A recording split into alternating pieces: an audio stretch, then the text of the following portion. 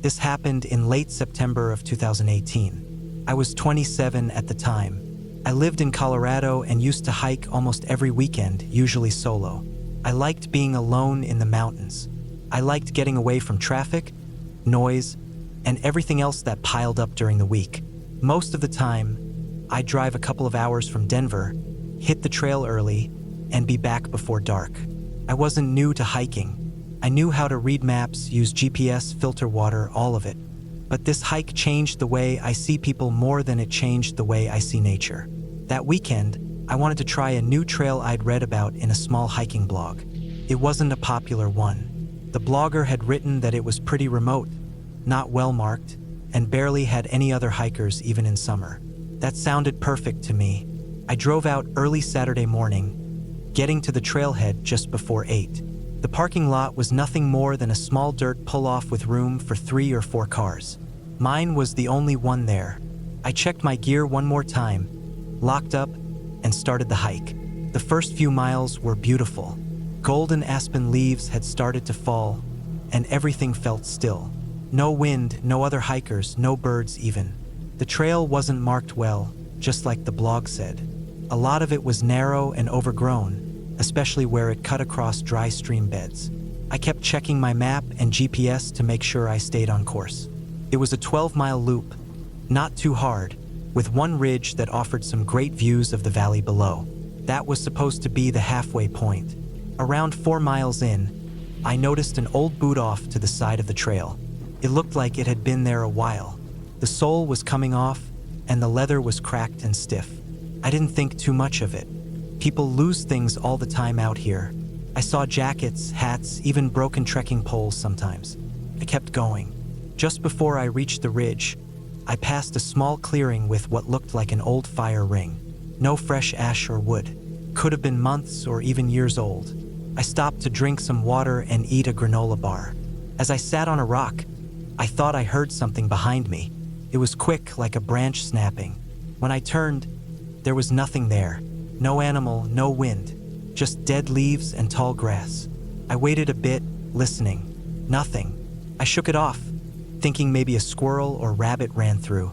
I moved on and climbed to the ridge. The view was amazing. Hills and valleys rolled out for miles. I could even see the road I drove in on, just a narrow line between the trees. I stayed there for a while. I didn't see or hear a single person the whole time. No voices, no planes, no footsteps.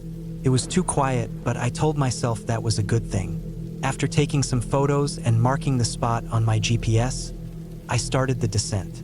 That's when things started to feel off. I wasn't tired, but I kept getting the sense that I needed to move faster. I couldn't explain why. I started glancing behind me more often. I told myself it was just nerves, maybe from being alone so deep in the woods. Still, I walked faster. Then, about 2 miles from the ridge, I saw something that stopped me cold. Another boot. Not the same one. This one was newer. It looked like someone had dropped it recently. Clean laces. Mud still fresh on the sole. I looked around again. Still no one. I stood there for a minute, breathing heavier than I should have been. I told myself maybe someone had come up behind me and passed by while I was at the ridge. Maybe they lost their boot and kept walking. But I hadn't heard anything. And why would someone keep hiking after losing a boot? I kept walking, trying to ignore the way my stomach had started to feel tight. The trail got narrower again, threading through dense trees. I started to notice more things out of place. A crumpled up snack wrapper on a log. A single glove on a branch. A torn sleeve of a flannel shirt caught on some thorns. Everything looked recent. I stopped again and checked my phone. No signal. Not surprising, but not comforting either. Another half-mile passed, and I saw what looked like a little campsite just off the trail. I thought maybe someone was camped there and I could ask if they'd seen anyone. When I got closer, I saw that it wasn't a real campsite. Just a pile of gear dumped in a ring. A tent still rolled up, a small backpack, and a sleeping bag half unzipped and covered in dirt. It looked like someone had unpacked in a hurry or someone had scattered it all. None of it was set up. I walked around the pile slowly, trying to make sense of it. Everything looked usable. Not new, but not trash either. I didn't want to touch any of it, but I saw a water bottle with a name written on it in faded marker. I don't remember the name now, just that it didn't match any missing person reports I'd read about. I took a few photos with my phone, thinking I could call the Forest Service when I got out. At that point, I should have turned around and gone back the way I came. But I kept thinking I was already more than halfway through. It would be faster to finish the loop than to backtrack. I moved on. The last few miles felt wrong. The woods seemed too quiet. My footsteps felt too loud. I started to hear noises again. Quick snaps, movement behind me. Every time I turned, there was nothing, just the trees and the trail. I didn't want to run, but I couldn't stop looking over my shoulder. My mind kept going back to the gear pile. Why would someone leave all that behind? Why had I seen so many lost items along the trail? About a mile from the end of the loop, I finally saw someone, or I thought I did. It was quick, just a figure standing behind a tree far off to my right. I froze. The figure didn't move. I stared for what felt like forever. I thought maybe it was a hiker, maybe a hunter, but they didn't wave, didn't come closer, didn't even shift. I turned and walked fast, not looking back. My ears were ringing by then, and my legs felt numb. I don't know why I didn't run. I think I was afraid if I did, whoever it was would chase me. When I got back to the trailhead, my car was still the only one there. I locked the doors, turned on the engine, and sat there for a while trying to calm down. I didn't feel safe until I was 20 miles down the road, back on the main highway. Later that night, I called the local ranger station. I told them what I saw, where the gear was, and emailed them the photos. They said they'd check it out. I followed up a week later, and they said they found the gear but no sign of anyone else. They didn't find the person who left the boot, or the glove, or the shirt. Nothing suspicious, they said. Just abandoned gear. Happens more often than you'd think. Maybe they were right. Maybe it was nothing. Maybe a group of hikers left stuff behind. Maybe someone got hurt and was rescued already. But I don't think that explains the feeling I had out there. The sense that someone was behind me, watching. The stillness, the quiet, the figure in the trees. I still hike sometimes, but never alone, and never on trails that don't show up on a map. I don't care how quiet or peaceful it sounds. Some silence out there just isn't natural. And if you're walking alone in the woods and you start to notice lost items along the trail, you might not be as alone as you think.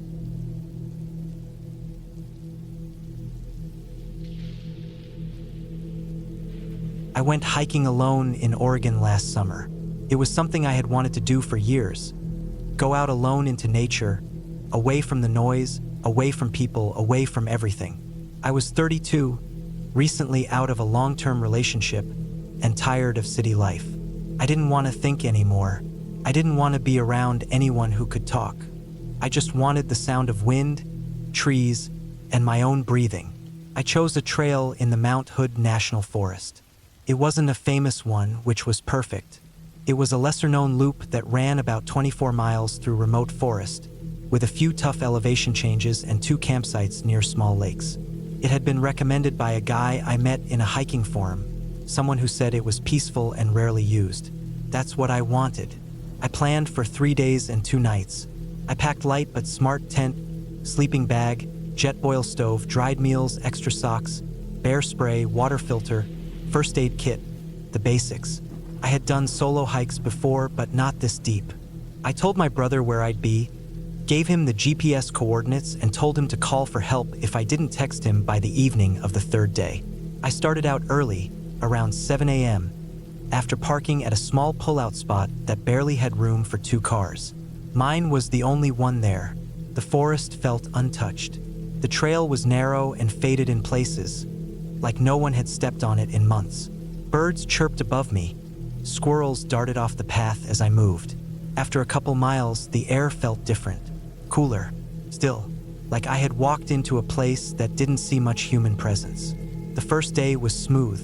I hiked about 10 miles before reaching the first lake. It was more of a large pond, but beautiful, surrounded by thick pines. I set up camp near a slope where the sun still shone through the trees. I cooked, ate, cleaned up, and zipped myself into the tent just after sunset. It was silent except for insects and the occasional splash in the water. I slept okay, light but uninterrupted. The second day started fine. I packed up and got back on the trail before 8 a.m. The path climbed sharply through rocky terrain and dense brush. There were fallen trees I had to climb over. Some parts felt like they hadn't been maintained in years. I saw no one, not a single sign of another hiker. By noon I was tired and took a break on a rock outcrop where I could look down at a narrow valley. That's when I saw it. Down below, maybe a quarter-mile away, I noticed something in the trees. It looked like a structure, but not like a cabin or a man-made shelter. Just something that didn't match the forest around it. From that distance, it was hard to make out. Maybe just logs piled up, or shadows playing tricks. I stood there for a while, trying to focus on it. It looked wrong. Not built, but not natural either. I tried to convince myself it was nothing and kept walking. A few hours later, I stopped to refill my water at a stream. As I crouched down, I saw something across the water. Something light-colored, like cloth, maybe 50 yards off the trail. I stared at it, trying to figure out what it was. Could have been trash. I thought about checking it out, but something in me said no. I stayed where I was, filtered my water, and moved on quickly. That second night, I made it to the second lake. This one was smaller, darker, surrounded by thick trees that blocked out most of the remaining sunlight. The wind had picked up. The lake rippled and made soft, slapping sounds against the rocks. I set up my tent but couldn't shake a nervous feeling. My stomach was tight. I ate, but I wasn't hungry. I crawled into the tent just as it got dark. The wind made the trees creak and sway. I tried to sleep but couldn't. I kept hearing things. Not big things. Not growls or howls or anything supernatural. Just faint noises. Snaps. A crunch of leaves. Once or twice I sat up, listening, holding my bear spray in one hand. I told myself it was raccoons or deer. Around midnight, I heard something heavy outside. A single step. Then silence. Then another. Just two. Slow. Heavy. Then nothing. I stayed completely still. My heart was pounding so hard I thought it would shake the tent. I waited, gripping the bear spray, breathing as quietly as I could. For 10, maybe 15 minutes, I heard nothing else. Finally, I forced myself to lie back down. I didn't sleep. Morning came slowly. I packed up fast and got moving. My legs felt weak, not from the hike but from fear. The trail was steeper on this last stretch. Rocky, narrow, cut into the side of a hill that dropped sharply on one side. I moved carefully. The air felt off. Still again. No wind. No birds. About 4 miles from the end, I found something on the trail. A pile of stones. Not random, stacked. Neatly. 5 stones, smallest to largest. Right in the middle of the trail. Stopped me cold. I looked around. The forest was dead silent. I didn't move for a long time. I just stared at the stones, trying to decide if I should step around them or knock them over. I ended up stepping off the trail to avoid them. Later that same day, maybe an hour from finishing the loop, I noticed the trees looked different. Thicker, closer together. Shadows felt darker even though it was afternoon. Picked up my pace, heart racing. That's when I saw the tree. It was huge, older than the others, with a trunk wider than a car. On the bark, low to the ground, were deep scratches. Not from claws, they looked deliberate, like someone had carved long lines in sets of 5 over and over, all around the base. I didn't stop. I didn't want to think about who would do that or why. I pushed forward, finally reaching the last stretch of trail. I could see the sunlight opening through the trees ahead. I was almost back to my car. That's when I heard it. Behind me, quick footsteps, fast, like someone running. But when I turned, no one was there. Just the trail. Empty. I waited. Nothing. I didn't run, but I walked fast. Faster than I ever have with a pack on. I reached my car, threw my gear in the back, and got inside. I sat there for a long time just breathing. No one else was around. No other cars. I looked down the trail one last time, then started the engine and left. Back in town, I showered, ate, and slept for almost a full day. I didn't tell anyone much about what happened. just that the hike was fine, a little creepy. I posted a short review in the forum, said it was quiet and good for solitude. I didn't mention the stone pile, or the scratches, or the noise outside my tent. A few weeks later, I got curious and searched that trail again. I found one blog post from a guy who had hiked it 5 years earlier. He mentioned something strange too, a structure he saw off the trail, but when he tried to get closer, it vanished. He figured he imagined it. Another post mentioned the stone piles, said they found two, thought they were markers, but the tone was weird, like the writer wasn't sure. I haven't gone hiking alone since. I want to sometimes. I miss the quiet, the trees, the air. But something about that place made me feel watched. Not by an animal, not by a person, just watched, like the forest had eyes. It doesn't sound scary when I write it down, but it felt different when I was there, alone, deep in the woods, where cell signals die and maps don't help, where the silence isn't peace but pressure. Nothing happened. That's what I tell myself. But I keep thinking about those footsteps, those carved lines, that sound outside my tent. And I wonder if someone or something wanted me to know I wasn't welcome there. I got out. I was lucky. Whatever was out there let me leave. I don't plan on going back.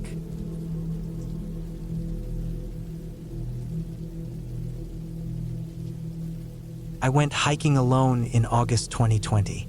I had some time off work, and I needed to disconnect from everything. I picked a trail in Washington State I found online. It wasn't a popular one, which I liked.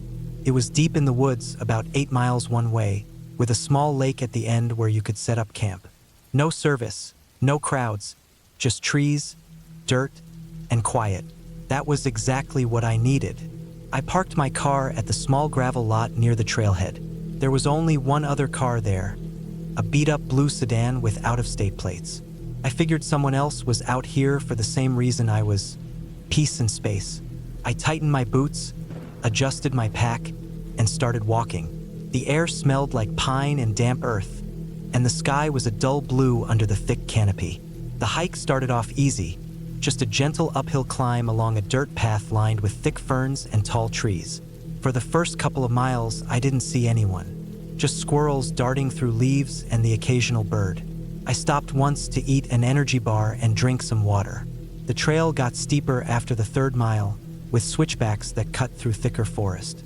The air got cooler and the light dimmed. That was expected. The trees here were older and taller. Moss dripped from the branches. I kept hiking. Around the 5th mile, I saw something strange. A shoe, just one, sitting off to the side of the trail. It looked like it had been there for a while. Faded, a little dirty, the laces untied. I looked around, didn't see or hear anyone. I assumed someone had dropped it or tossed it and kept going. Still, something about it stuck with me. I kept glancing back until the bend in the trail took it out of sight. At the 6th mile, I finally saw signs of the other hiker. Footprints in the mud, fresh, heading the same direction I was going. That made me feel a little better, knowing someone else was ahead. But I never saw them. The trail was narrow in places and the forest thick. Still, I didn't like the feeling of following someone I couldn't see. Around mile 7, things started to feel off. It's hard to explain. The woods got quieter. The wind had stopped. No bird calls, no rustling, just the crunch of my own boots. I kept going, but I noticed my heart was beating faster, like I was being watched. I kept looking over my shoulder, stopping to listen. Nothing, but that feeling didn't go away. When I got to the lake, the air felt thick and still.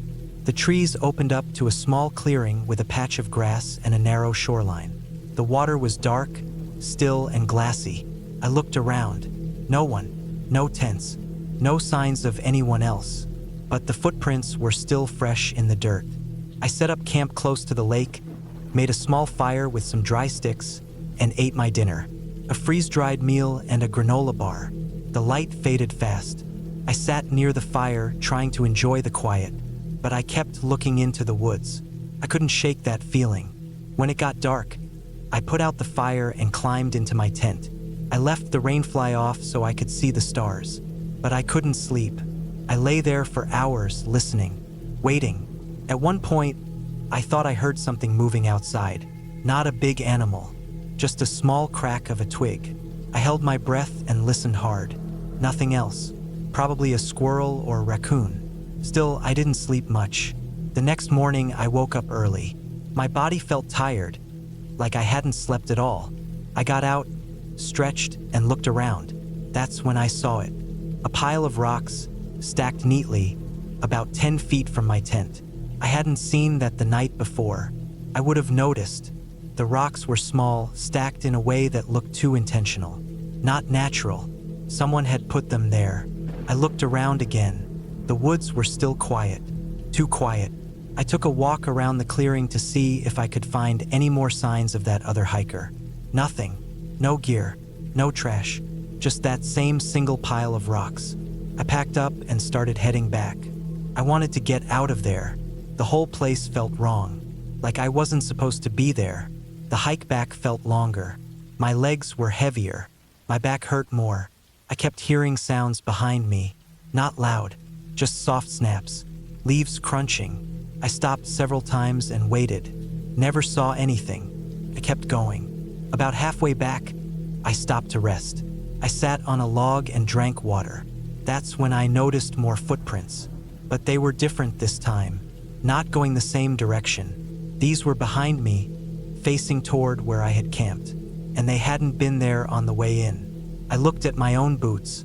My prints were wider. These were longer, narrower, a different tread. Someone had followed me in, and they weren't the same ones I'd seen going in the first time. I got up and moved faster after that. I didn't stop again. I didn't eat. I just kept moving. Every noise made me jump. I was sweating even though it wasn't that warm. When I got back to the trailhead, my heart sank. My car was the only one there. The blue sedan was gone, but that didn't make sense. I never saw another person. No one passed me. No one was at the lake. Where did they go? I checked my car. Nothing was broken. Everything was how I left it. I got in and locked the doors. As I pulled away, I looked back at the trailhead sign. There was something stuck to it. A strip of cloth, white, tied to the post, fluttering a little in the breeze. I didn't stop to check it. I drove straight home. I didn't stop for food or gas. When I got back, I took a long shower and tried to forget about it. But I kept thinking about the shoe, the footprints, the rock pile, that quiet. A few days later, I looked up news from that area. Nothing. No missing hikers. No accidents. I checked again a week later. Still nothing. But I know someone was there. Someone followed me. Someone watched me. I haven't gone hiking alone since.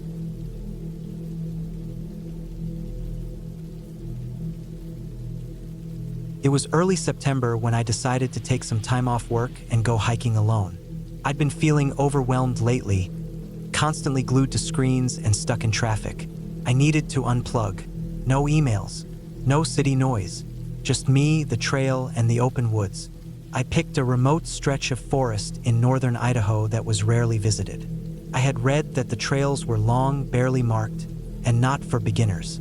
That sounded perfect to me. I packed everything I thought I might need. My tent, sleeping bag, a week's worth of freeze-dried meals, water filtration kit, fire-starting gear, knife, compass, and a map printed out from a hiking forum. I had backup batteries for my GPS, but I didn't plan on relying too much on it. I even packed a paperback to read at night. I had done solo hikes before, but nothing this deep into the wild. This felt like a challenge, and I liked that. I parked my car at a small pull-off on a dirt road about 30 miles from the nearest town. There was no official trailhead, just a narrow, overgrown path that dipped into the forest and disappeared. It was just how I imagined it. Untouched, raw, and quiet. I double-checked the lock on my car, threw on my pack, and started walking. The first few hours were peaceful. The air was fresh and cool. Every step took me deeper into the forest. The ground was soft with old pine needles, and the sunlight filtered through the tall trees. Birds chirped overhead, and every so often, I'd see a squirrel dart across the path. I stopped around noon to eat and refill my water from a small stream I had passed. After hiking for most of the day, I reached a clearing near a ridge. The view stretched out for miles. Rolling hills, tree-covered mountains, and a river glimmering far below. I set up camp there. I built a small fire, ate my meal, and sat quietly, watching the sky turn orange and purple. The stars came out one by one. That night, I slept like a rock.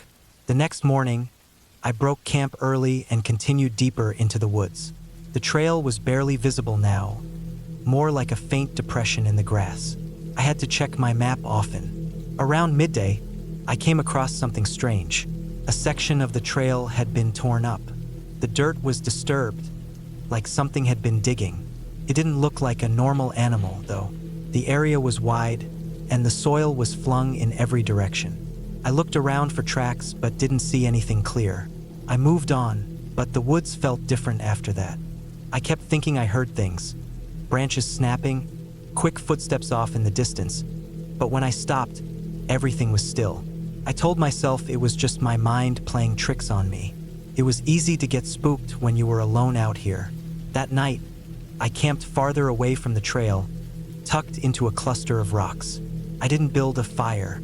Something about the silence made me feel like I needed to stay hidden. Around 2 a.m., I woke up. I wasn't sure why at first. Then I heard it, a dull thud, then another, like something heavy stepping on soft earth. It was slow, deliberate. I held my breath. I could hear my heartbeat in my ears. I stayed still, not daring to move. Whatever it was, it passed by after a few minutes. I didn't sleep much after that. The next morning, I felt tired but focused. I told myself I was just being paranoid. Maybe a deer had wandered through. I decided to change my planned route and take a longer loop that cut north, following a stream up toward a series of small alpine lakes. According to the map, there were old logging roads in that direction that could lead me back to my car in a couple of days. By the afternoon, I came across a narrow trail I hadn't seen on the map. It looked fresh, grass pushed down, dirt still loose. Curious, I followed it. It led me up a small hill to what looked like an old wooden structure. It was barely standing, just a collapsed frame, maybe an old cabin or hunting shack. It looked like it hadn't been touched in decades. The wood was gray and cracked, covered in moss. I walked around it slowly. Near the side of the structure, I found an old rusted saw half buried in the ground. Nearby, a faded piece of canvas, maybe part of a tent or tarp. The strange thing was, the ground around the area looked like it had been disturbed recently. Not just by animals, there were boot prints, fresh ones, at least 2 different sets. I crouched down and studied them. One was larger, with deep tread, maybe from hiking boots. The other looked lighter, possibly a trail runner shoe. Both were headed into the woods behind the structure. I suddenly felt very exposed. I stood up and listened. Nothing. No wind. No birds. Just silence. I turned and started walking fast. I didn't know who else was out here or why they were near an abandoned cabin, but I didn't want to find out. I bushwhacked off the trail, making a wide arc to avoid following the same direction those prints had gone. That night, I camped near the stream, hidden behind a large boulder. I didn't light a fire. I barely ate. I kept my headlamp off. I sat in the dark, just listening. Around midnight, I heard it again. Those same slow, heavy steps. They stopped somewhere near the stream. Then I heard the splash of water. I froze, clutching my knife. It was too dark to see anything. The steps moved away after a while, fading into the distance. I left before sunrise. I didn't pack properly, just shoved things into my bag. I followed the stream uphill, heading toward one of the old roads. I hoped it was still passable. The trees started to thin, and the land grew steeper. Around midday, I reached a rocky slope with a partial view down the valley. That's when I noticed movement below, 2 people walking. I dropped down behind a log and watched. They were wearing dark clothes and had large packs. One of them carried something long, maybe a rifle or a walking stick. They weren't following a trail. They moved with purpose, checking the ground as they went. I stayed hidden until they passed. Then I went the other way. I moved fast, staying off any clear paths. I didn't stop to eat. My legs ached, and my pack dug into my shoulders, but I kept going. By evening, I found what looked like an old logging road. It was overgrown and barely visible, but it sloped downward, heading southwest, toward where my car was. I followed the road through the night, only stopping once to drink water. Around 4 a.m., I reached a dirt path that looked familiar. I followed it for another hour until I saw the glint of metal through the trees. My car. I broke into a run. I didn't even look back. I threw my gear into the back seat and peeled out. I didn't stop until I reached the small town an hour away. I pulled into a gas station, locked my doors, and sat there shaking. I stayed in a motel that night. I kept the curtains closed and slept with my knife beside me. The next day, I drove home. I never reported what I saw. I didn't know how to explain it. There were no crimes I could prove, no threats I could name, just a growing feeling that something was very wrong out there. Since that trip, I haven't hiked alone again. I still go out sometimes, but always with a friend. I don't take the deep, unmarked trails anymore. I stick to the well-used paths. Maybe that means I'm missing out. But after what happened in Idaho, I'd rather be bored than end up lost, or worse. I've tried to forget about it, but sometimes, at night, I think about those footsteps. Slow, heavy, always moving, not running, just looking. And I wonder if, somewhere out there in those woods, they're still walking.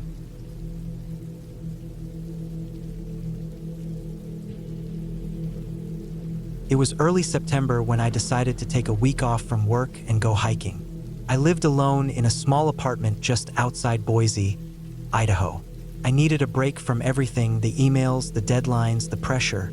I didn't tell anyone exactly where I was going. I just packed my backpack, double-checked my gear, and drove out early in the morning toward the Sawtooth Mountains. The plan was simple: a solo hike through a lesser-used trail I found online called the Mill Creek Loop. According to some old forum posts, it was about a 36-mile loop that passed through thick forest, rocky ridges, and a few deep valleys. There were no established campsites, but enough clearings to sleep. I brought everything I needed: tent, food, water filter, maps, compass, battery pack. No GPS or cell signal out there, just old-school navigation. I parked my car at a small pullout by the trailhead around 6 a.m. The air was cold, and there was dew on the grass. My boots crunched on gravel as I stepped out. The trail disappeared into a thick wall of pine trees. I took a deep breath and started walking. The first day was calm, just me and the woods. The trees were so dense in some places that the light barely reached the ground. I saw no one. There were fallen trees, animal tracks, and the occasional squirrel darting past. By evening, I reached a small clearing beside a creek. I set up my tent, boiled water, ate a dehydrated meal, and slept. The second day was when things started to feel off. I woke up with a strange feeling in my gut, like I had forgotten something important. I packed my tent and kept walking, brushing it off. The trail narrowed and climbed up a steep ridge. From the top, I saw nothing but trees and hills all around me. Not a house, road, or person in sight. That's what I wanted, right? Silence. Around noon, I noticed something strange. A boot print in the mud. It was fresh, but I hadn't seen or heard anyone. It was going the same direction I was. That made me feel uneasy. I kept walking and kept seeing that same print every now and then. Always ahead of me, never behind. But I was hiking a loop. I shouldn't have been on the same trail as someone going the same direction for long. That night, I camped near an outcrop of rocks. I didn't sleep well. I kept waking up to small noises, twigs snapping, rustling in the bushes. I kept my flashlight and knife close, but I told myself it was just animals. That's all. The third day started with fog. A thick white curtain hung low through the trees. I waited a while for it to clear, but it barely lifted. I pushed on. I could see maybe 30 feet ahead. Every sound felt louder in the fog. I started hearing footsteps that weren't mine. Just behind me, I'd stop and turn around. Nothing, just fog and trees. But the footsteps would start again the moment I moved. That evening, I didn't set up camp right away. I kept walking until I found a spot that felt hidden. I camped in a thicket, barely enough space for my small tent. I didn't cook. I just ate some trail mix and got inside. I was tired but too alert to sleep. Around midnight, I heard something outside. It was soft at first, like something brushing against the tent. Then a footstep, and another, just slow crunching on dry leaves. I lay frozen. I didn't unzip the tent. I didn't move. The sounds circled the tent twice and then faded. I didn't sleep the rest of the night. The fourth day, I wanted to get out. I took the shortcut through a dry ravine I had marked on the map. It was off-trail, but it would cut the loop short by nearly 10 miles. I was tired, rattled, and just wanted to be done. The ravine was steep in some places, and I had to climb down loose dirt and rocks. Halfway through, I saw a pile of bones. At first, I thought it was an animal, but as I got closer, I saw a shoe, a human hiking boot, half buried in the soil. It was old and torn. Nearby, a few cracked bones stuck out of the dirt. No skull, no gear, just some scraps of clothing. I backed away and almost threw up. I didn't know what to do. I marked the spot on my map and kept going. My hands were shaking. I looked over my shoulder every few minutes. I knew I wasn't alone out there. That much was clear now. As I followed the ravine, I spotted an old campsite about a quarter-mile ahead. There was a blue tarp strung between two trees and a bundle of sticks stacked like firewood. I stopped. The tarp fluttered in the wind. There was no sound, no sign of life. I didn't want to go near it, but I had to pass by. As I got closer, I saw a backpack leaning against the tree, weathered and sun-bleached. The tarp was torn in one corner. A broken camp stove lay on the ground. Everything looked abandoned, like someone had left in a hurry, but there were no signs of a struggle. No blood, no footprints. I didn't stop. I didn't look through the bag. I just walked faster. My heart pounded. I checked the map again and again. I still had 6 miles to go before the ravine met back with the main trail. I hiked non-stop. No breaks. My legs hurt, and my shoulders ached from the pack. But I didn't care. Every sound made me jump. I kept hearing that same crunching behind me, but every time I turned, it stopped. Once, I thought I saw someone behind a tree, just a flicker of movement, but it was gone when I looked straight at it. By sunset, I reached the trail again. I wanted to cry. I had never been so happy to see a worn dirt path. I picked up the pace. I had 5 miles to the car. I could make it if I didn't stop. The sun dropped fast, and the woods got darker. I pulled out my flashlight. The beam lit up the narrow trail, and the shadows danced around the trees. I walked faster, nearly jogging. My legs screamed, but I kept going. Then I saw it. Another footprint, fresh, in the mud right on the path. Deep, a man's boot, not mine, and not the same one I saw days earlier. Different tread, newer. It was facing the direction I came from, like someone had been walking toward me. I didn't stop again after that. I half ran the rest of the trail. My breath burned in my lungs. Every turn in the trail felt like it might reveal someone standing there.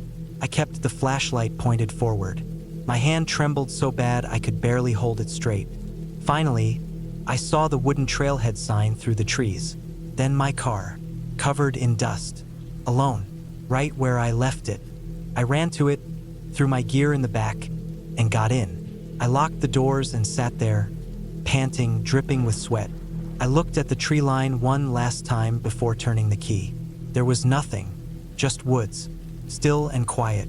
I drove for 2 hours before stopping. I found a gas station, got out, and splashed water on my face. My hands were still shaking. I reported what I saw to the Forest Service. They sent out a search team. A week later, someone called me back. They confirmed the bones were human, partial remains, no ID. Just a guess that it was a male missing for years. No other signs, no gear, no answers. They asked about the old campsite I passed, and I gave them the coordinates. They thanked me. That was it. Months have passed now. I don't hike alone anymore. I barely even sleep without thinking about that sound of footsteps behind me. Whoever left those footprints, they weren't far from me, and I think they knew I was there the whole time.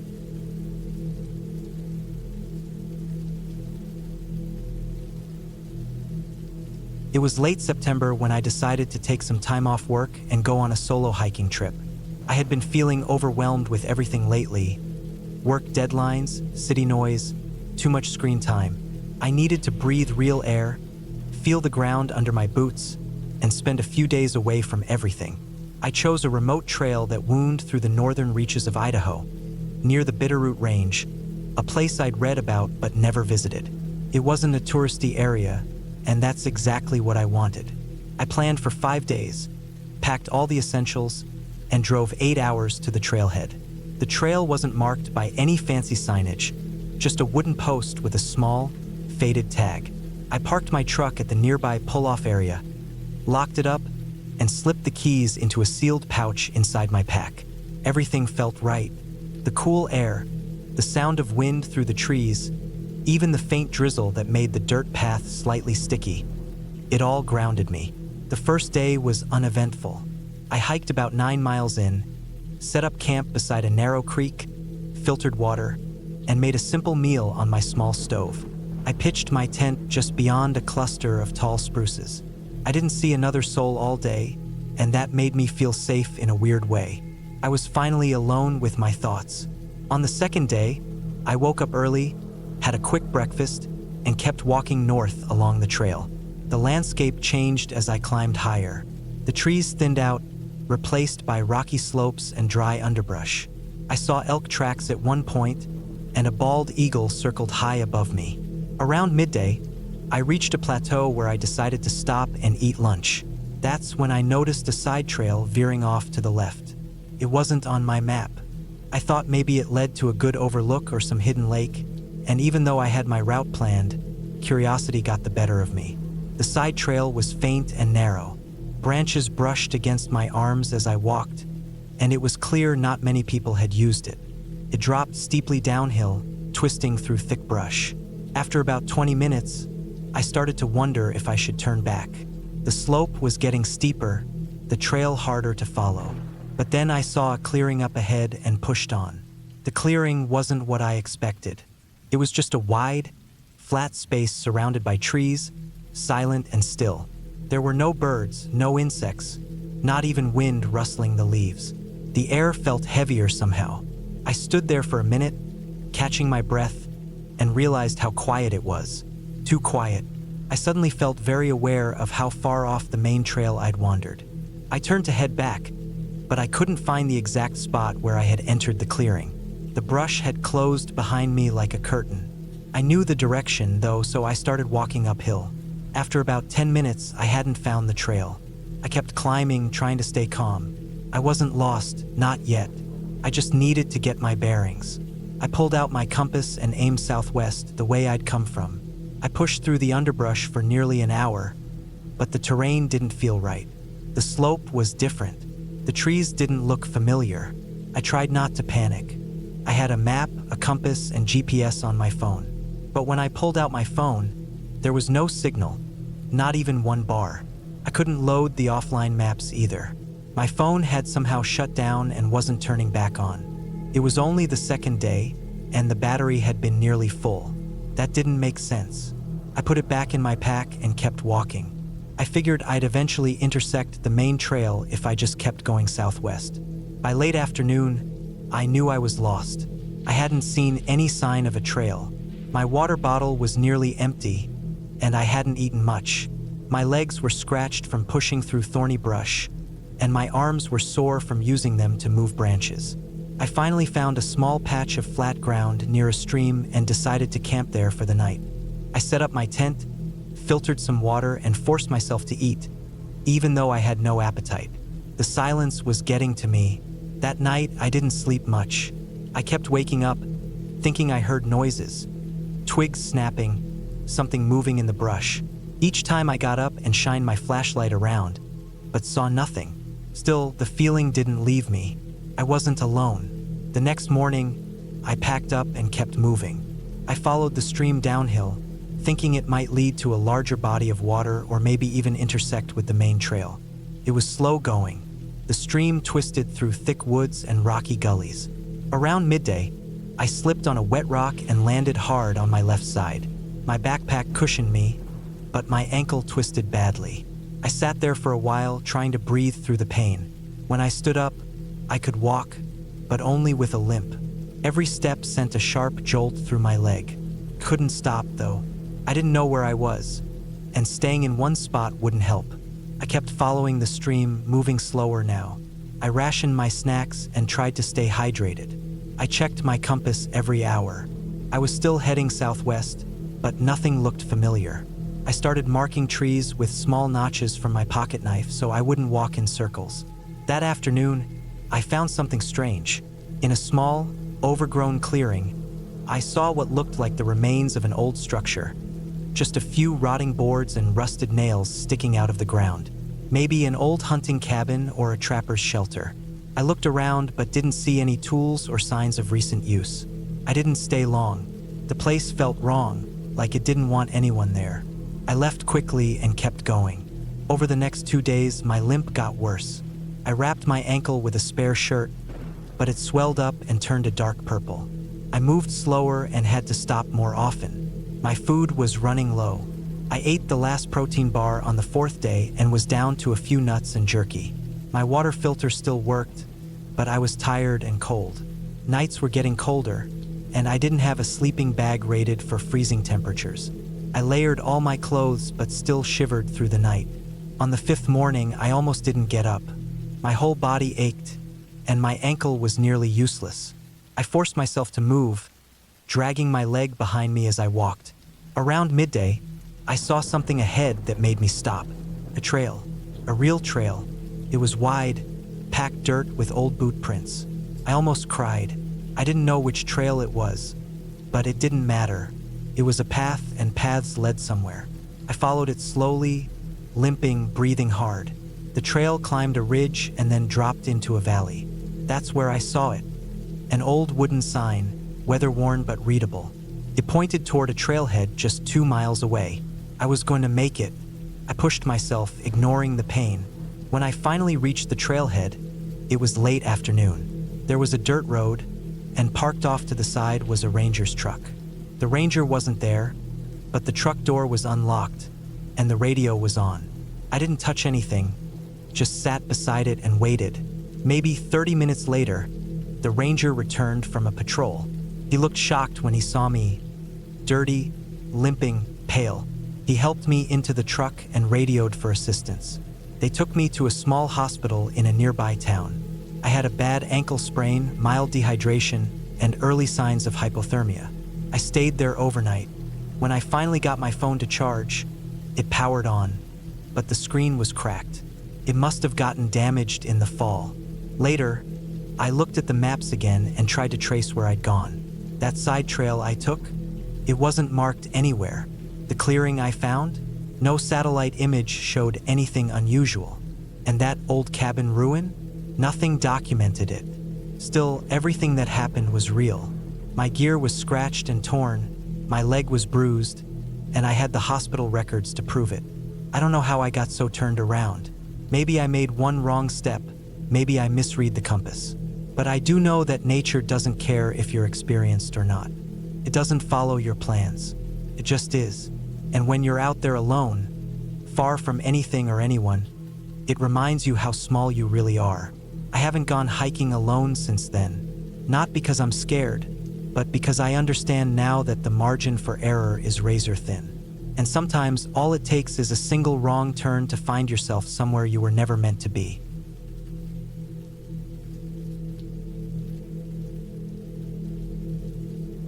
I went on a solo hiking trip in early October, just as the leaves started turning yellow and red in the Appalachian Mountains. I had taken a week off work because things had been too stressful. I was tired of the noise, the people, the traffic, the deadlines. I wanted quiet. I wanted to be alone somewhere real. So I packed up my gear, loaded my backpack with supplies, and drove about 7 hours to a section of trail that wasn't too popular but still had enough space to pitch a tent. The plan was simple. 5 days on the trail, hiking about 10 to 12 miles each day, camping at primitive sites along the way. I had a paper map, a compass, backup GPS, plenty of food, and water filters. I had hiked a lot before, so I knew how to take care of myself. I checked the weather forecast repeatedly. Clear skies, cool temperatures, no storms expected. Everything seemed perfect. I started my hike around 10 a.m. on a Tuesday. The air was crisp, and I could hear the crunch of leaves under my boots. No one else was around. Just me, the trees, and the occasional bird. The trail rose and dipped, following the curves of the hills. Felt peaceful. That first day was uneventful. I reached my planned site before sunset, set up camp, made a simple dinner, and crawled into my sleeping bag as the sky went dark. The forest at night was completely different. It was silent but heavy, like the air itself was thicker. I lay awake for a while, listening to the small snaps and rustles outside the tent. I told myself it was probably just squirrels or branches falling. I eventually fell asleep. The second day was more challenging. The terrain got steeper, rockier. I slipped once and scraped my palm, but it wasn't serious. I passed a few dry creek beds, hopped over fallen trees, and followed faded trail markers. The map matched up with what I saw. Still, there was something off about the forest. I kept seeing old, rotted wooden signs with no words on them, just blank gray planks nailed to trees. It gave me a strange feeling, but I kept moving. I reached the second campsite a little later than I had planned, just as the sun dipped below the hills. That night, I heard something bigger outside the tent. Not walking or moving constantly, just the occasional sound of something heavy stepping on dry leaves, then silence. I sat up for a while, clutching my headlamp and knife. I didn't dare go outside. Eventually, everything went quiet again, and I must have drifted off. On the third day, I got lost. It wasn't a major mistake at first, just a small detour. The trail seemed to split, and I followed the path that looked more worn. After an hour of climbing, I realized nothing matched the map. The trees looked thicker, older. The ground was soft with moss, not the usual packed dirt and leaves. I tried to backtrack, but the trail behind me looked different too. I checked the GPS, but it wouldn't get a signal. I tried the compass and map and picked a direction that should have taken me back toward the original trail. I walked for hours trying to find anything familiar. No people, no sounds of water, no clearings. Just thick woods, scattered boulders, and that strange silence again. I found a flat spot on a ridge and decided to camp there for the night, even though it wasn't a designated site. My feet hurt and my shoulders ached. I forced myself to eat something and tried to stay calm. That night, I woke up suddenly. It felt like something had touched the side of my tent. I sat up, heart pounding, and turned on my headlamp. The light cast weird shadows against the nylon walls. I didn't hear anything else, but I stayed awake for a long time, clutching my knife and listening. Nothing else happened, but I didn't sleep well. The fourth day was worse. I followed what looked like an animal trail, hoping it would lead somewhere. After about 2 hours, I found a rusted-out metal barrel near a tree, half buried in leaves. Nearby was a collapsed wooden structure, maybe an old hunting cabin or shed. It looked like it hadn't been touched in decades. I looked inside, but it was just debris, broken wood, and moldy insulation. Still, it made me feel uneasy, like I wasn't supposed to be there. As I kept walking, I found more signs that someone had once lived in that part of the forest. A metal bucket, a broken lantern, the frame of an old chair. But there were no clear paths, no roads, no people. It was like whoever had been there had just disappeared. Late that afternoon, it started getting colder. The sun was out, but the air felt damp, and I noticed clouds building in the distance. The weather was changing. I decided to stop early and make camp while I had daylight. I found a spot under a few pine trees, set up the tent, and gathered wood to make a small fire. I needed warmth. I needed to feel like I was still in control. That night, just as I was falling asleep, I heard breathing. Not mine, not right outside the tent, but close. Slow, steady breathing, like someone standing just out of view. I froze. I didn't move for what felt like an hour. Eventually, it stopped. Or maybe I fell asleep with fear still in my chest. On the fifth morning, I woke up to frost on the tent. My sleeping bag was barely warm enough. I packed quickly and kept moving. I had to find the real trail again. I followed the rising sun, hoping east would lead me closer to the road or to someone who could help. Around noon, I found what looked like a trail, but it wasn't the one I had been on before. It was narrower, steeper, and covered with more dead leaves. But it was something. I followed it for hours. At one point, I heard what sounded like chopping wood in the distance. I stopped and listened. Came again 3 or 4 solid thumps, then silence. I moved toward the sound, thinking maybe it was a hunter or a backwoods cabin. I followed the noise for another hour, but I never found anything. Just more forest, more silence. By evening, I saw something that gave me a small rush of hope. A metal sign, bolted to a tree. It was faded and rusted, but I could make out letters beneath the grime. It was a warning about fire safety, the kind that rangers put up. That meant I was near an official trail. I followed the direction it was facing and soon found a more well-worn path. I kept going until it was almost dark.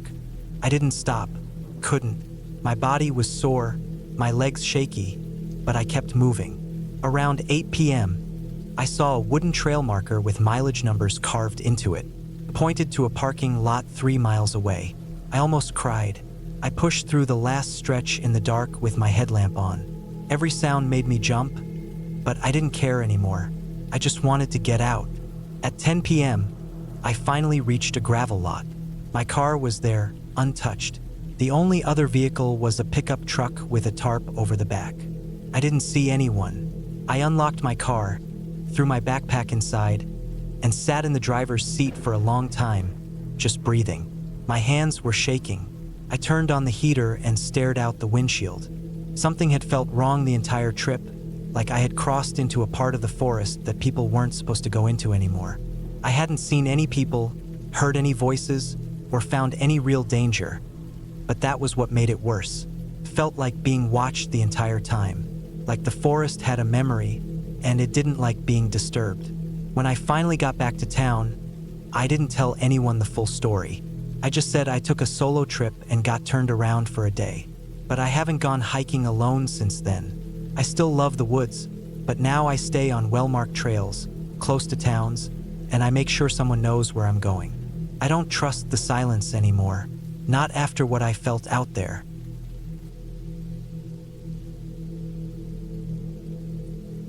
I had planned the solo hike for months.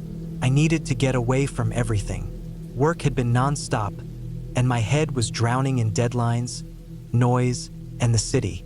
I wanted silence, clean air, and the kind of tiredness that only came from miles of walking in the wild. I picked a trail in a remote national forest, one that wasn't as popular as the big-name parks. Less foot traffic, more space. That was the idea. I had read about it in an old hiking forum. A few people said it was beautiful, challenging, and long. It looped through valleys, crossed creeks, climbed ridges, and dipped through heavy forest. Around 40 miles total. I took a week off work, packed my gear carefully.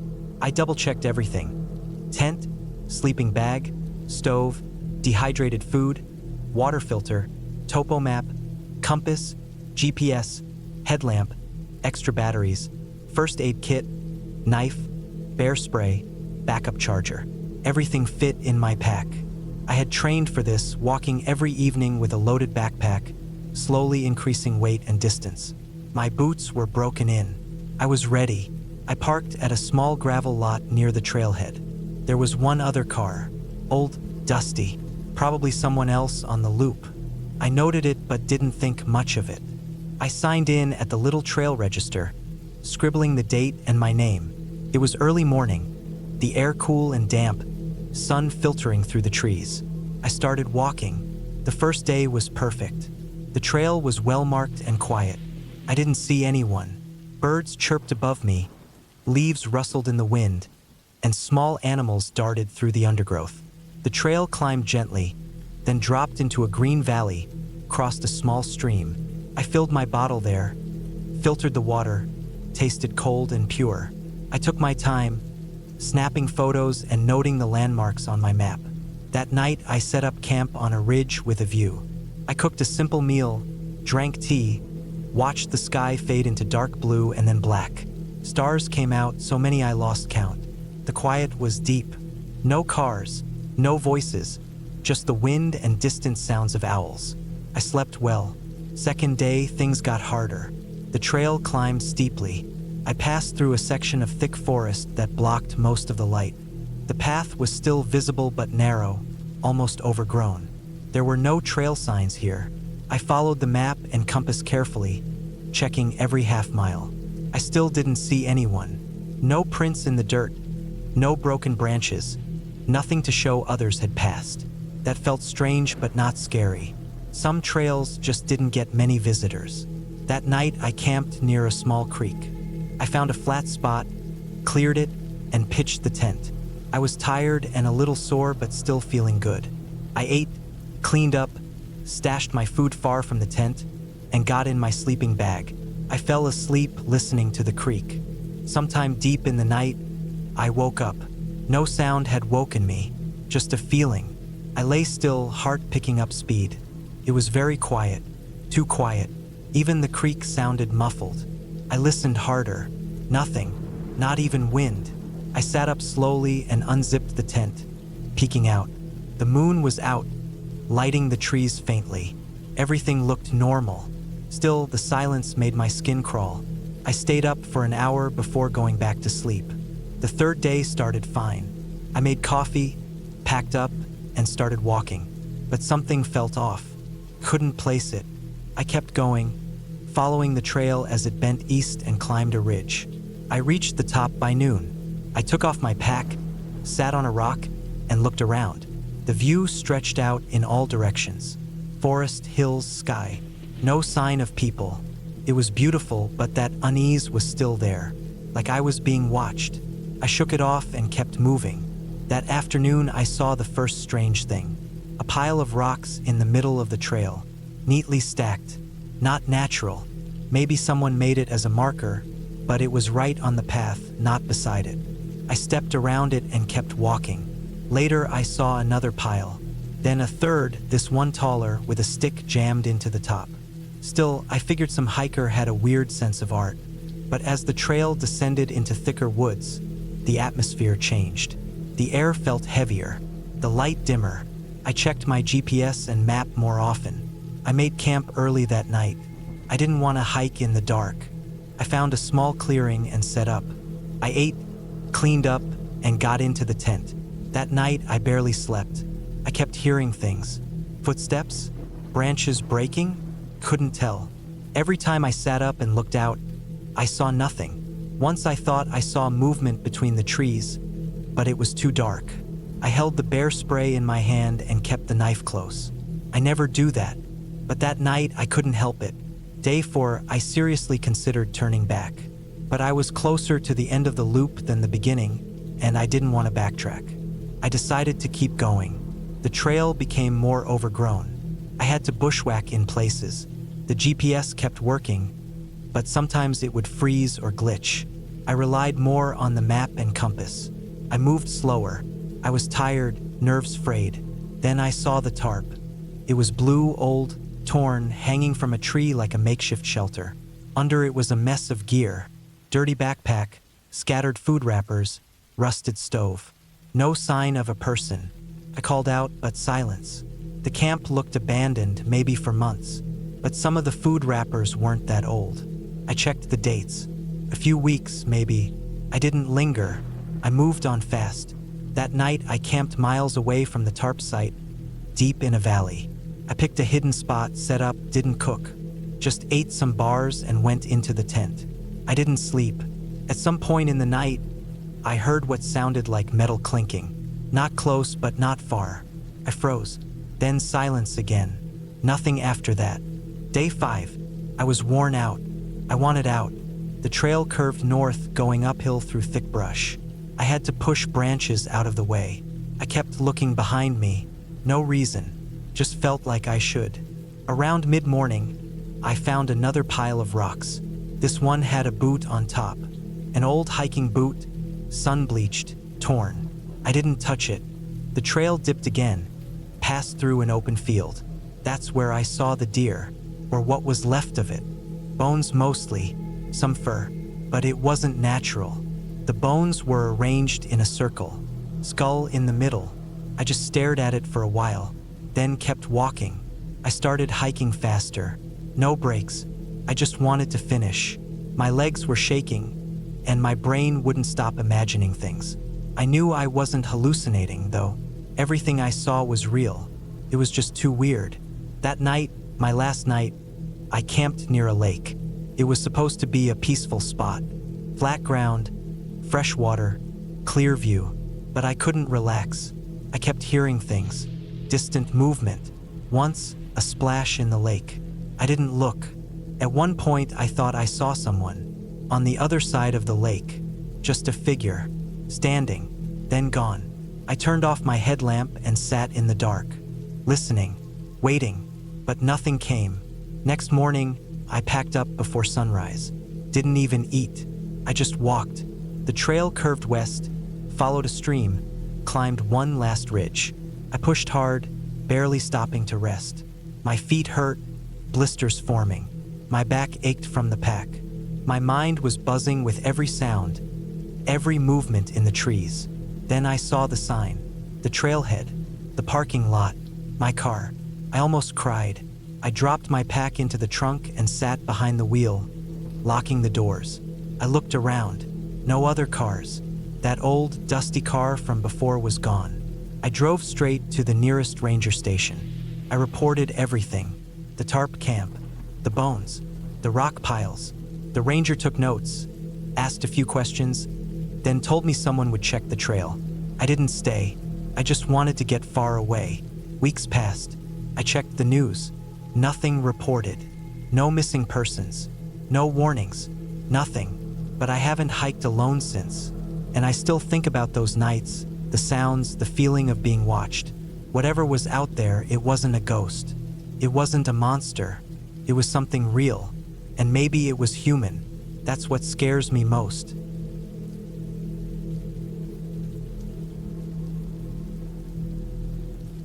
I had been planning the hike for almost 6 months. I picked a remote trail in the northern part of Idaho, near the Canadian border. It wasn't popular or easy to find on maps. That was part of the reason I chose it. I wanted something away from everything. A place with no cell signal, no tourists, no distractions. I had read a few vague posts in obscure forums about a long-forgotten ranger trail that wound through dense forest and ended near an old fire lookout tower that had been out of service since the early 90s. Most people said the trail wasn't worth the trouble. I wanted that kind of challenge. I drove up from Boise, packed my gear carefully, checked and rechecked everything. I brought enough food for a week, water purification tablets, a satellite map, a printed compass, and a journal. I liked to write when I was alone. It helped me stay grounded. My plan was to hike in for 3 days, reach the old lookout tower, camp for 2 nights, and then hike back out. I didn't tell many people where I was going, just left a note on the fridge at my apartment. My neighbors knew I liked to disappear into the woods now and then. The first day was tough, mostly uphill, but manageable. The forest was beautiful, thick pine, the kind that gets darker and quieter the deeper you go. I passed no one, saw no other footprints. There was a steady breeze and the temperature hovered around the low 60s. Everything felt calm, peaceful. That night, I set up my tent near a small creek. I cooked some rice and tuna on my little portable stove, wrote in my journal, then went to bed. I remember thinking how quiet it was. No planes overhead, no rustling of animals, just wind in the trees. The second day things started to feel different. The trail got steeper and narrower. It was less maintained, more overgrown. A few times I had to stop and move branches and thorn bushes out of the way to keep going. I checked the map. I was on the right track, but moving slower than I had hoped. Around noon, I stopped for lunch on a flat ridge. I noticed a few deep scratches on a tree nearby. They were high up, maybe 6 or 7 feet off the ground. They looked old. Could have been a bear, I figured. I made a mental note to stay alert. That afternoon, the clouds moved in. The wind picked up. It got colder fast. I threw on my jacket and kept going. I had about 4 more miles to go before reaching the site near the old fire lookout. Around 4 p.m., I started hearing sounds in the woods. I assumed it was normal, animals moving through the brush, but it kept happening. Every 10 or 15 minutes, The sounds were distant, never too close, but they didn't follow a normal pattern. It wasn't just a squirrel darting through leaves. It sounded like someone walking through the trees, stopping, then walking again, always off to my right. I stopped and listened. Nothing. Dead silence. I moved again. The sounds would start up minutes later. By the time I reached the base of the old tower, I was on edge. I hadn't seen anyone. No hikers. No fresh tracks. Nothing to suggest people had been there for a long time. The lookout was half collapsed. The stairs had rotted through, so I couldn't go up. I set up my tent on a flat patch of dirt about 50 yards from the base of the tower. I was surrounded by thick forest. I cooked another simple meal, then wrote in my journal. I didn't write about the sounds. I didn't want to dwell on it. That night, I woke up around 1:30 a.m. I had to pee. I climbed out of the tent with my flashlight and stepped a few feet away. As I was finishing, I heard it again. Footsteps. This time they were closer. I swung the light around but saw nothing. My heart started pounding. I stood there for a few seconds, listening. Just wind in the trees again. I backed into the tent and zipped it shut. I didn't sleep much after that. The next morning, I checked the area. Nothing unusual. No fresh prints, no signs of animals, no broken branches. Still, I felt watched. I packed up and moved out fast. I decided not to stay the second night. I figured I could hike back to the creek where I stayed the first night and camp there again. On the way back, I noticed something I hadn't seen before. A small piece of blue cloth snagged on a branch about 7 feet up. It was faded and torn. Didn't look recent. No trails nearby, no reason for it to be there. I took a photo of it, then kept going. By late afternoon, I was completely drained. I hadn't eaten much, just some trail mix. The silence was starting to mess with my head. I kept thinking I was hearing things. I reached the creek just before sundown and set up camp. I didn't cook. I just laid in the tent, staring at the ceiling. Every now and then I thought I heard breathing outside the tent. Not footsteps, not wind, just deep, steady breathing. But every time I stuck my head out with the flashlight, there was nothing. I barely slept. The final morning, I packed up fast. I wanted out. I felt paranoid, jumpy.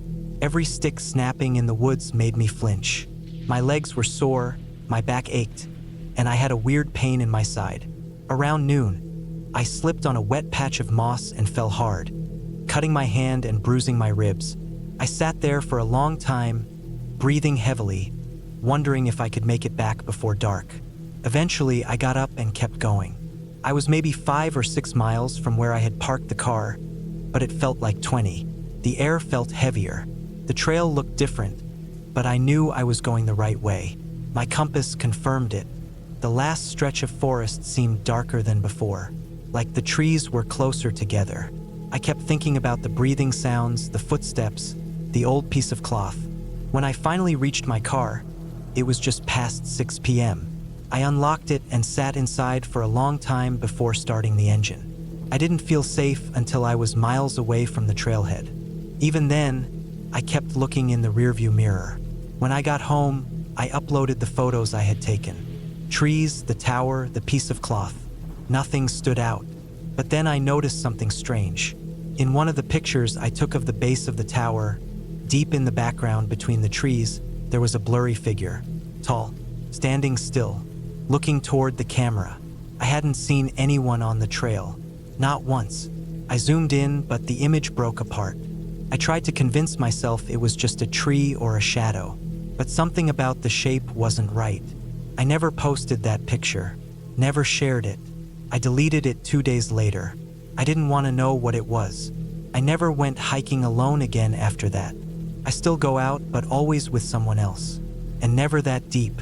That trip changed something in me, not because of what I saw, but because of what I didn't see. I don't know who or what was out there, but I know I wasn't alone. That feeling still sticks with me. The woods can hide things. Not everything wants to be found.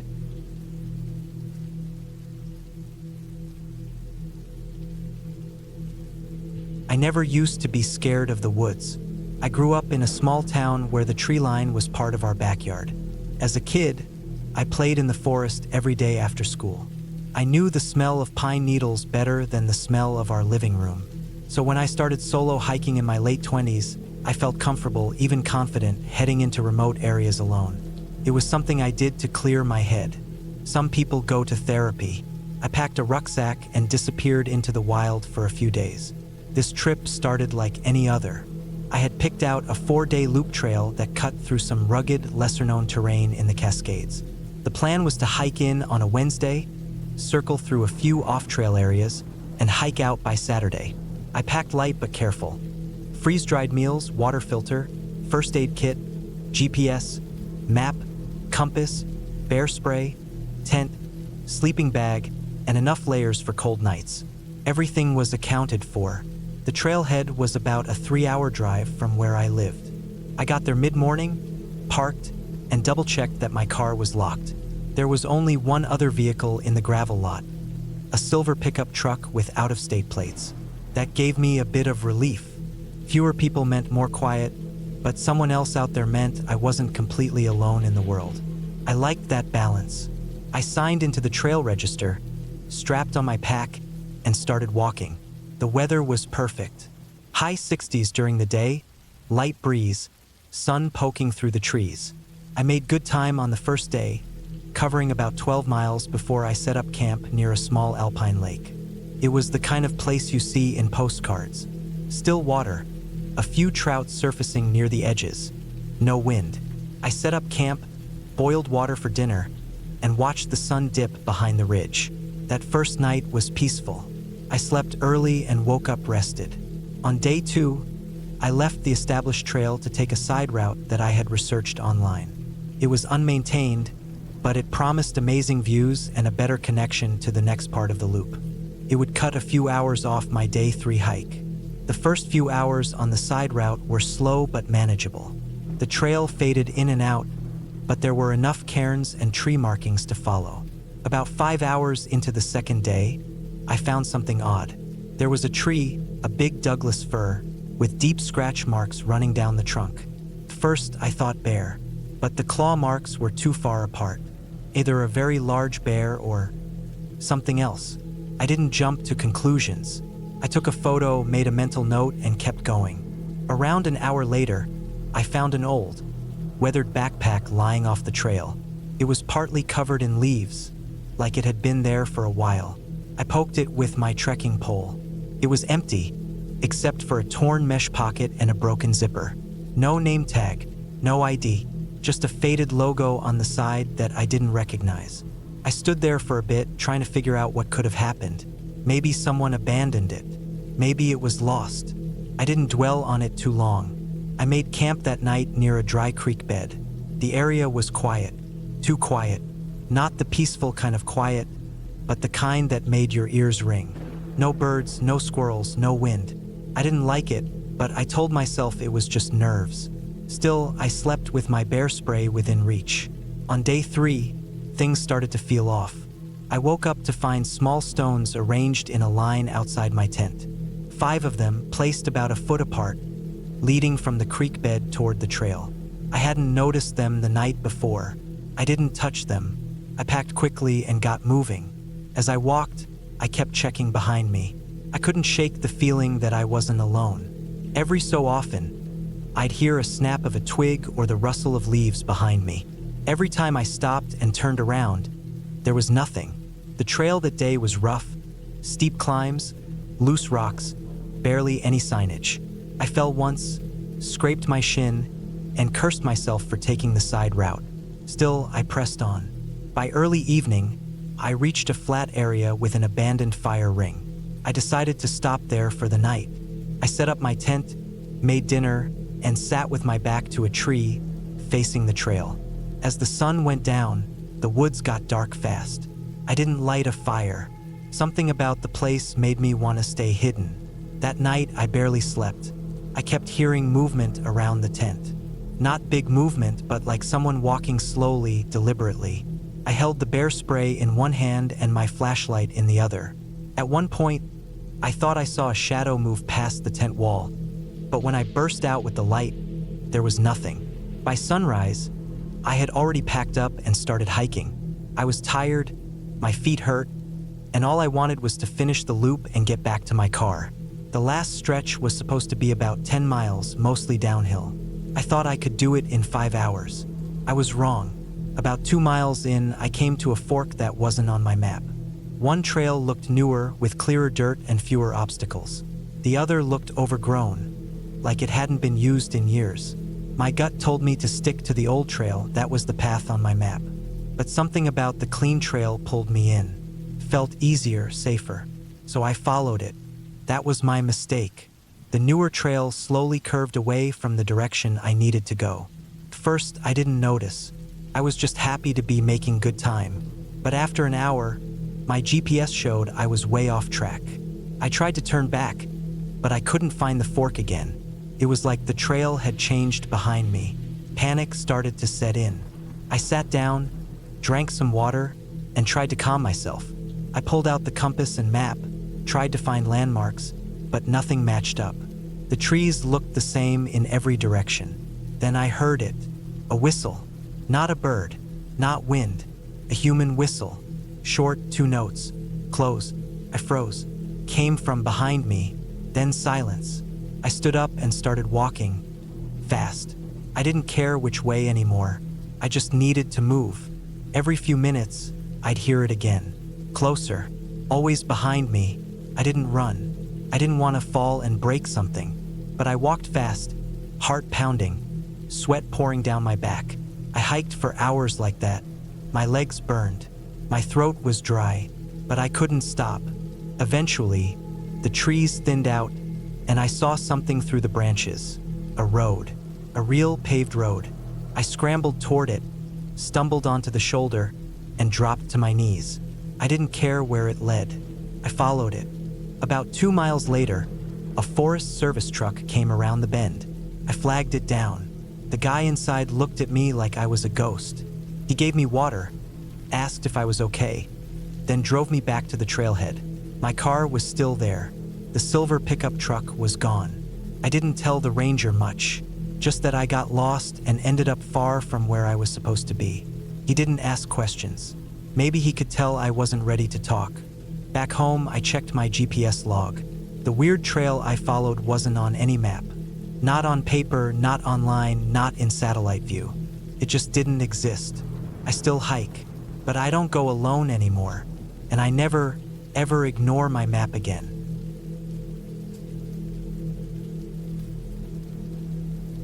It started off like any other solo hiking trip I had done before. I planned it carefully, picked a less traveled trail in northern Idaho, packed my gear, studied the weather, and made sure my phone was fully charged with the offline map app loaded. I even told my cousin where I was going and when I'd be back, just in case. I liked hiking alone. It gave me time to think, to clear my head, and to enjoy nature without distractions. I always felt confident about it, until this trip.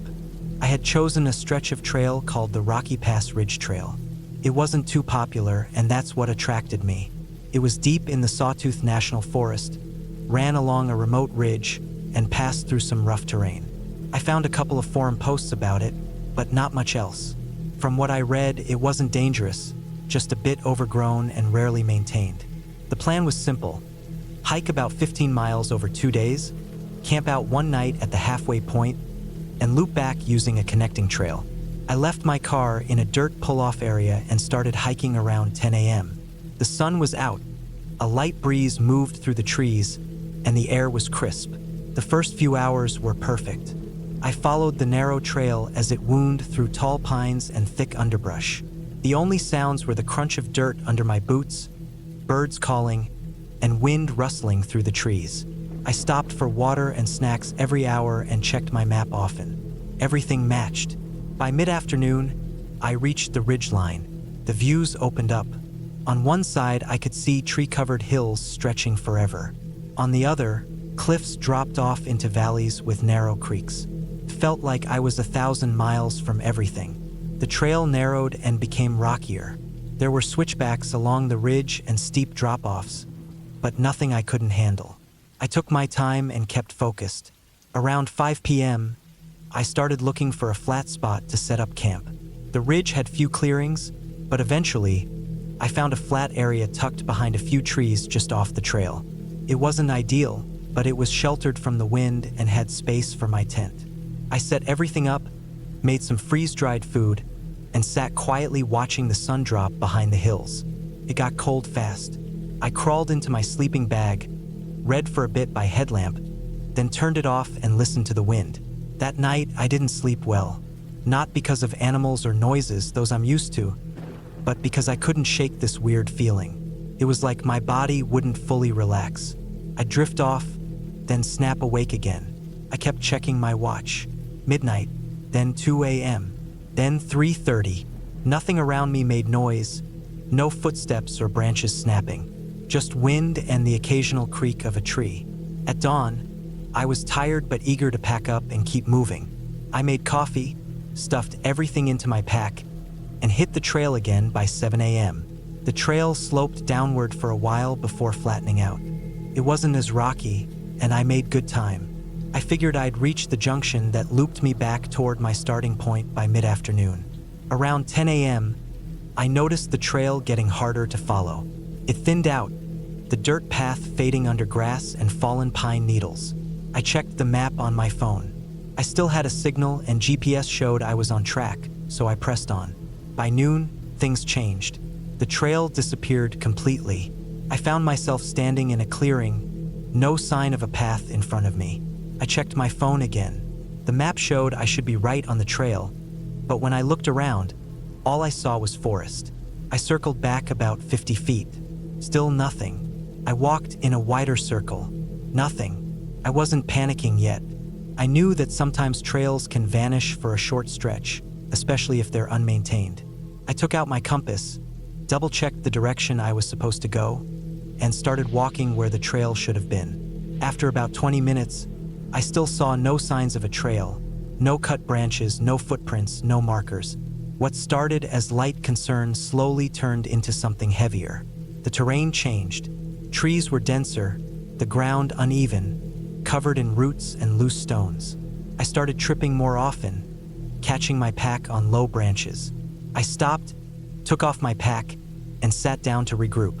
That's when I realized something strange. I hadn't seen any wildlife. No birds, no squirrels, not even insects buzzing around. Just silence. Total silence. Even the wind was gone. The air felt heavy, like right before a storm, but the sky was clear. I told myself to stay calm. I was probably just off the trail by a few hundred feet. I had food, water, and supplies. I pulled out my emergency whistle and blew it a few times. Waited. Nothing.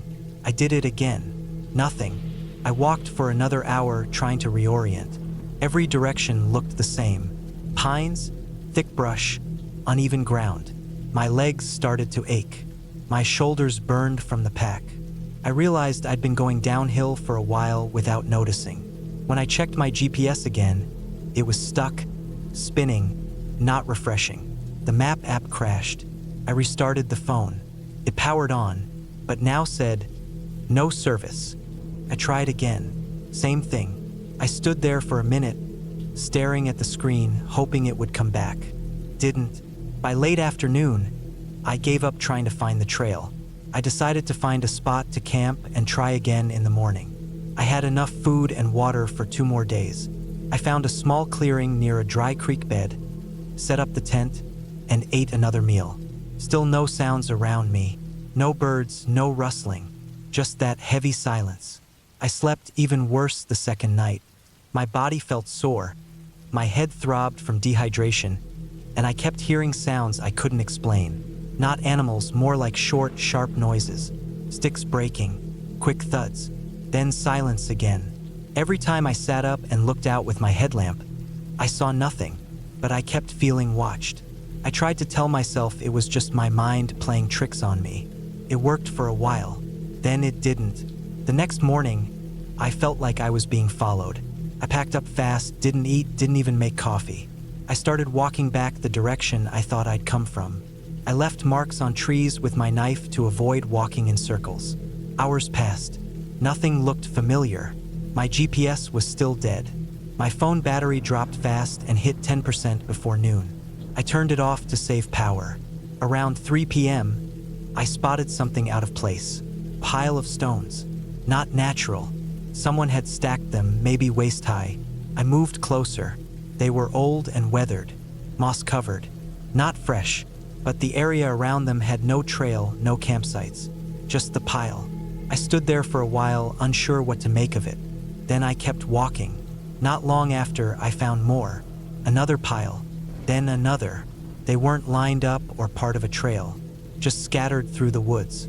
Sometimes 10 minutes apart, sometimes right around the next bend. They started to mess with my sense of direction. I kept trying to backtrack, but ended up in the same places. By evening, I was exhausted and scared. I hadn't eaten much all day. My water was low. I set up camp again, trying to stay calm. I didn't sleep.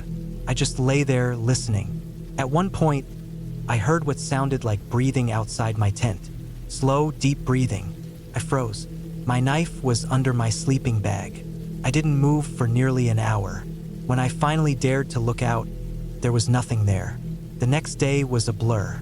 I moved fast, didn't stop, didn't even mark trees anymore. At one point, I dropped my water bottle and didn't go back for it. My phone battery was gone. I was dehydrated and dizzy. My legs were cut up from brush.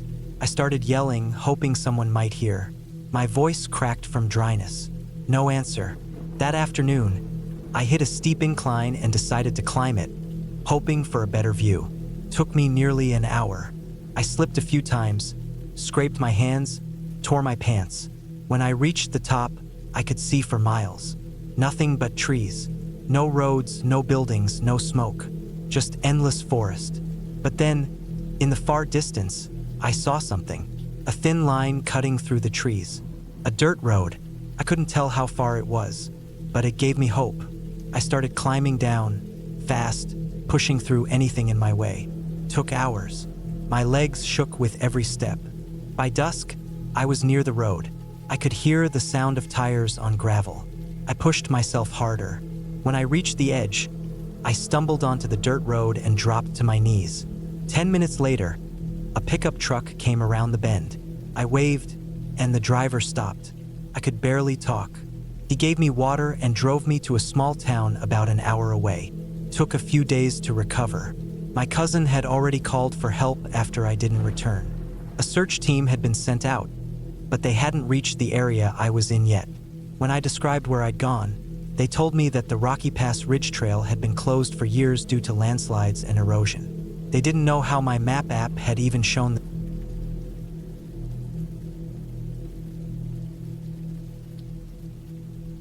I had been planning this solo hiking trip for months. I had taken time off work, marked the route on my maps, packed my gear carefully, checked the weather again and again, and made sure I had all the supplies I needed. My plan was to hike a long and lesser-known trail deep in the mountains of northern Idaho. I picked it because it was remote, not too popular, and I wanted quiet. No crowds, no noise, no distractions. Just me, the woods, and the trail. The trail started near an old logging road, about 3 hours from the nearest small town. I parked my truck at a dirt clearing that looked more like a forgotten piece of land than a trailhead. There was a hand-painted wooden sign, half-rotted and leaning, that simply said, Pine Hollow Trailhead. From there, the trail dipped into thick forest right away. Towering pine and fir trees closed in above and around me, making the morning feel darker and quieter than it should have been. The first day was peaceful. I hiked about 10 miles in, took my time, stopped to rest often. There were no other people, no signs of anyone else being out here recently. Even the trail looked barely used, like it hadn't been touched in weeks. The path was narrow and overgrown in some places, with fallen branches and thorny bushes trying to reclaim it. I had to stop a few times to use my knife to cut back thorny vines. I felt like I was walking into forgotten land. By late afternoon, I found a flat spot beside a small creek and set up camp. The forest around me was thick and quiet. I didn't even hear birds, which I thought was strange. Usually, you hear birds in the trees, but not here. Just wind, the water in the creek, and sometimes a distant crack of a branch falling somewhere deeper in the woods. The second day, I got up early and started hiking again. The trail started climbing uphill, and soon I was walking along ridgelines with steep drops on either side. The views were incredible, but the trail became harder to follow. There were no markers, no blazes. I had to rely on my compass and the old paper map I had. I double-checked it often. Around noon, I reached a fork in the trail that wasn't on the map. One path kept going up the ridge, and the other cut down into a narrow canyon. I stood there for a while, looking at both. Neither looked more traveled than the other. I chose the canyon path because I thought there might be water down there, and I didn't want to run low. I descended for a while, the air growing cooler as I dropped lower. The sun didn't reach far into the canyon, and I started seeing more moss, wet rocks, and fallen logs. The trail became more like a game trail, barely there. After another hour, I realized this wasn't a trail anymore. It was just a dry creek bed. I tried to backtrack but couldn't find the exact spot where I came down. Everything looked the same. I sat down to rest and pulled out my map again. I thought maybe I could bushwhack east and try to intersect the main trail again. It looked doable on the map. So I marked the sun's position, adjusted my compass, and started walking that way. That's when things started feeling weird. Not supernatural or anything like that. Just off. The deeper I moved into the trees, the more I noticed how quiet it had gotten. No wind, no insects, just the sound of my boots on dead leaves. Every now and then, I thought I heard something behind me, like footsteps. But when I stopped, the noise stopped too.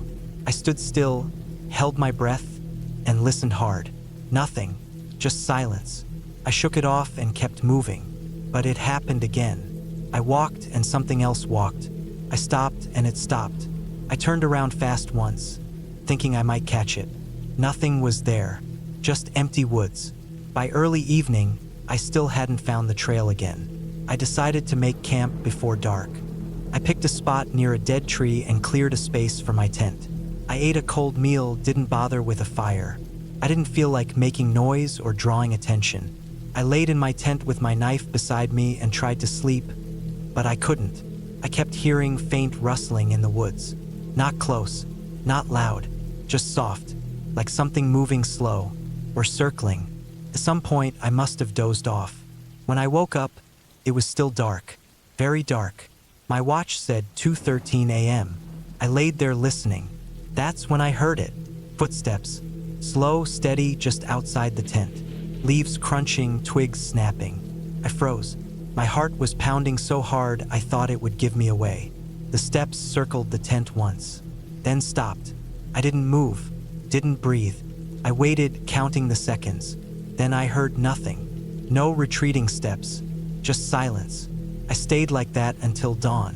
When light finally started to break through the trees, I got out of the tent fast, knife in hand. Nothing. No tracks. No marks.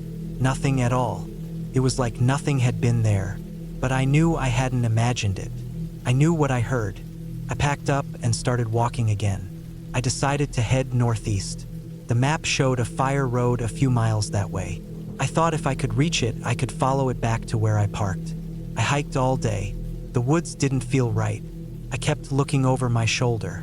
Sometimes I thought I saw movement between the trees, just for a second, just shadows, but I could never be sure. Midday, I came across an old deer stand nailed into a tree. It looked ancient, rotting wood, rusted nails. I climbed up just to get a better view. From the top, I could see above the trees a bit. I spotted what looked like a cabin or shack in the distance, maybe a mile or two away. I decided to head toward it. Maybe someone was there. Maybe it was empty. Either way, it was something. Took me until evening to reach it. It wasn't a cabin, just an old hunting shack. One room, broken windows, half the roof caved in. There were old cans, a rusted stove, and what looked like a moldy sleeping bag in the corner. I didn't want to sleep there, but it felt safer than outside. I barricaded the door with a rotted table and tried to rest. That night, I heard it again, steps outside, but this time they came to the door. Then they stopped. I held my breath. Something pushed gently against the door. Once, twice, then nothing. I waited for hours. At some point, I fell asleep from exhaustion. In the morning, I opened the door slowly. There were marks on the ground, not clear footprints, just disturbed leaves. I couldn't tell what made them. I moved fast that day. I didn't stop to eat. I didn't stop to drink. I just moved. By afternoon, I reached the fire road. I felt a wave of relief so strong it made me dizzy. I turned left and followed it for hours. Just before sunset, I saw my truck parked where I left it. I've never been so happy to see it. I got in, locked the doors, started it, and drove. I didn't stop until I reached town. I got a motel room, locked myself in, and didn't sleep until the sun came up. I never figured out what was out there. I never saw it. I never heard a voice. But I know something was following me. I know I wasn't alone. I reported the overgrown trail to the ranger station, but I didn't tell them everything. I didn't want them to think I imagined it. I haven't gone hiking alone since. I don't even like going into the woods anymore. Not unless I can see the road, see people nearby. That trip changed something in me. I went out there looking for quiet. I found something else. Something that walks when you walk. Something that waits, watches, and never shows itself. I made it out, but not everyone might.